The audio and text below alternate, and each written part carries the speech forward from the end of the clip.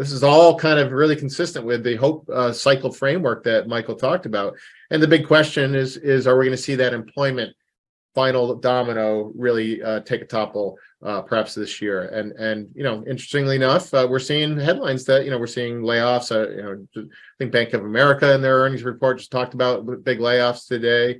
I think Meta and other tech companies have announced new rounds of layoffs. We also saw, this gets back to the corporate profit margins and how when those start to get challenged, the natural progression is that layoffs start to happen and unemployment ticks up. We saw data coming out where I think Q3, the actual rate of increase in wages exceeded the rate of increase in inflation for the first time in quite a while. That speaks to labor, wages starting to put pressure on corporate margins, which still are at near record levels from a long-term historical standpoint.